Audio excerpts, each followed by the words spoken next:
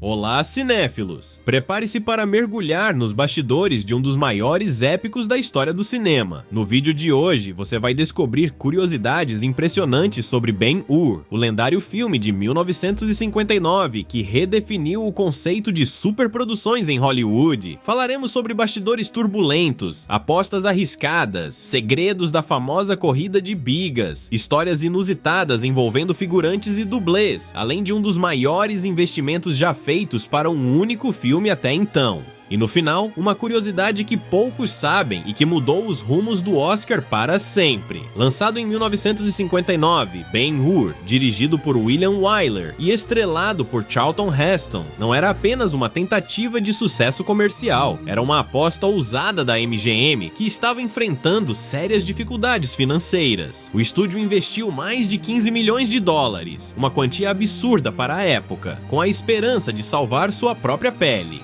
Essa decisão foi tão arriscada que, caso o filme fracassasse, era possível que a MGM enfrentasse falência. Felizmente para eles, Ben-Hur foi um triunfo estrondoso, arrecadando mais de 74 milhões de dólares apenas nos Estados Unidos. Para tornar essa superprodução possível, mais de 300 sets de filmagem foram construídos nos estúdios Cinecittà. Em Roma, a equipe envolvia mais de 50 mil figurantes e cerca de 200 camelos e cavalos usados em diversas cenas. A escala era tão gigantesca que a corrida de bigas levou 5 semanas para ser filmada e ocupou uma arena construída do zero, com cerca de 150 metros de comprimento por 90 de largura. Nenhum efeito digital, tudo era real. A poeira que você vê na tela era mesmo poeira. Os cavalos eram reais. O perigo era real. A dedicação ao realismo era tamanha que os estúdios fizeram questão de usar materiais e técnicas de construção que simulassem fielmente os cenários da Roma antiga.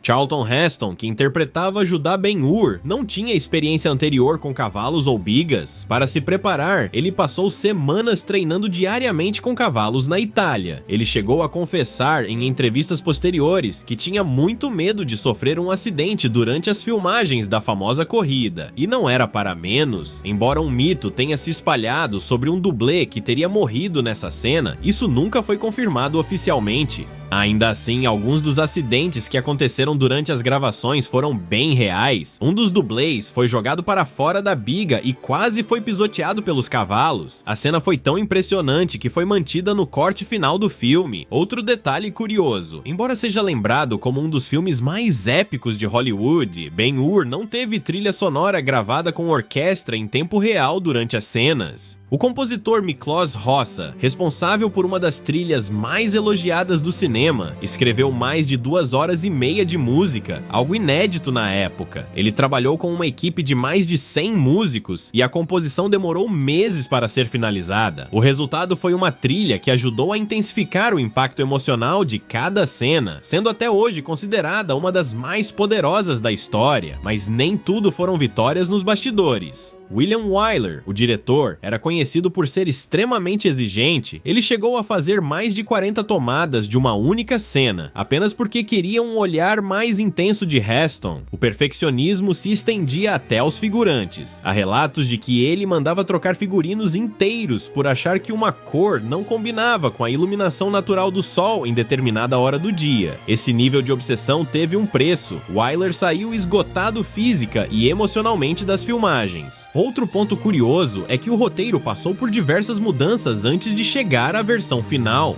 Vários roteiristas trabalharam na adaptação do livro de Lew Wallace e muitas cenas foram cortadas ou reescritas por exigência da censura vigente na época. Isso incluiu a sugestão sutil de que Messala e Ben-Hur teriam tido um envolvimento mais profundo no passado, algo que foi deixado nas entrelinhas, mas nunca abordado diretamente. Inclusive, essa ideia de um relacionamento mais íntimo entre os dois personagens foi proposta por Gore Vidal, um dos roteiristas não creditados, como forma de dar mais complexidade à rivalidade entre eles. Segundo Vidal, ele escreveu as falas de Messala com um subtexto romântico, mas sem informar Charlton Heston, o que ajudaria a criar um contraste de interpretações. Heston negou essa versão diversas vezes, mas a polêmica ainda alimenta discussões entre cinéfilos até hoje. E já que estamos falando de curiosidades inesperadas, você sabia que Ben-Hur foi o primeiro filme a vencer 11 Oscars? Essa marca só foi igualada décadas depois por Titanic em 1997 e O Senhor dos Anéis, O Retorno do Rei em 2003. Entre os prêmios conquistados por Ben-Hur estão melhor filme, melhor diretor, melhor ator coadjuvante e melhor trilha sonora. O feito consolidou a reputação de William Wyler como um dos maiores diretores da história de Hollywood e elevou o filme a um patamar quase mítico. E o que poucos sabem é que a cerimônia do Oscar daquele ano foi tão tensa quanto épica. A MGM promoveu uma campanha publicitária sem precedentes para garantir que o filme levasse a estatueta principal. Cartas foram enviadas a críticos, materiais promocionais inundaram a imprensa e até eventos especiais foram organizados para garantir o favoritismo da produção. Se o impacto de Ben-Hur nos bastidores e nas bilheterias já impressionava, o legado cultural que o filme deixou é ainda mais fascinante. A produção elevou o padrão técnico de Hollywood a um novo patamar.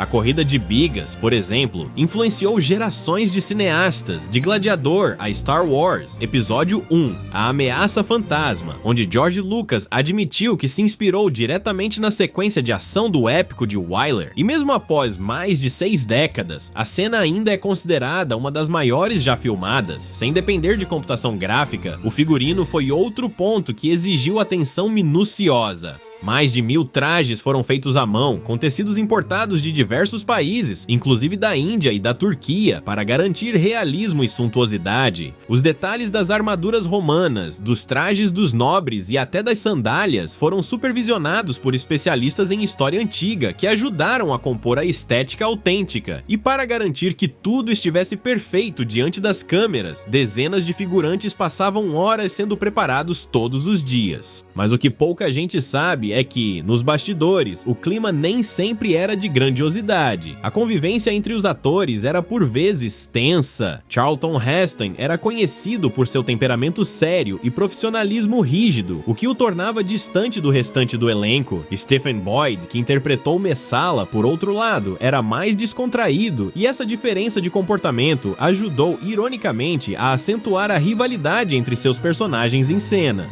O resultado é uma química de tensão que salta aos olhos do público. Houve também imprevistos que quase colocaram tudo a perder durante as gravações da sequência naval, onde galés romanas colidem em alto mar. Uma das plataformas mecânicas afundou antes da hora, quase levando equipamentos caros e parte da equipe técnica junto. A água, que deveria ser controlada, invadiu os bastidores, atrasando a produção por dias. Ainda assim, Wyler não permitiu que a cena fosse simplificada. Pelo contrário, mandou reconstruir o cenário parcialmente destruído para garantir que tudo saísse exatamente como ele havia imaginado. E não foi só o diretor que exigia esse grau de perfeição. O produtor Sam Zimbalist, que esteve envolvido em todas as fases da produção, trabalhou de forma tão intensa que faleceu de ataque cardíaco poucos meses antes da estreia do filme. Ele sequer chegou a ver o sucesso colossal da obra que ajudou a construir. Em sua homenagem, o Oscar de melhor filme de 1960 foi dedicado a ele, numa das cerimônias mais emocionantes da história da academia.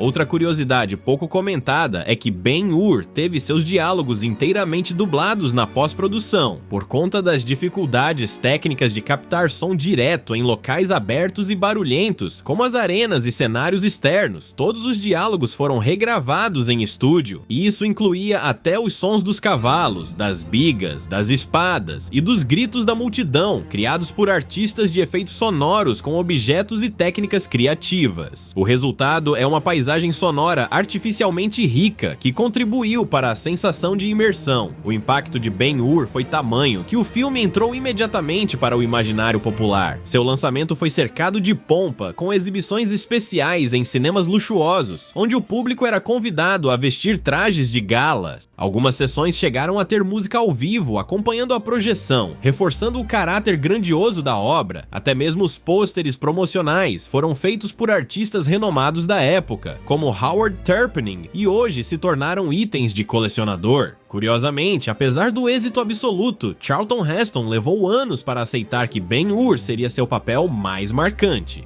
Ele temia ser rotulado e recusou diversas propostas semelhantes posteriormente, tentando se distanciar da figura heróica e estoica de Judá Ben-Hur.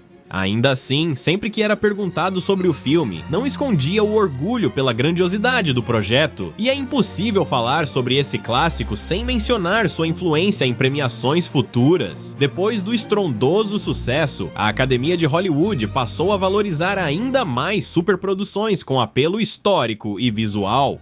Filmes como Lawrence da Arábia, Cleópatra e Gladiador só foram possíveis porque Ben-Hur havia provado que o público estava disposto a ver grandes épicos com qualidade artística e técnica. Foi a consagração definitiva de que cinema podia ser arte em larga escala e lucrativa. E por fim, uma das curiosidades mais emblemáticas, a estátua do Oscar de melhor filme recebida por Ben-Hur foi exibida por anos no saguão da MGM como símbolo de superação.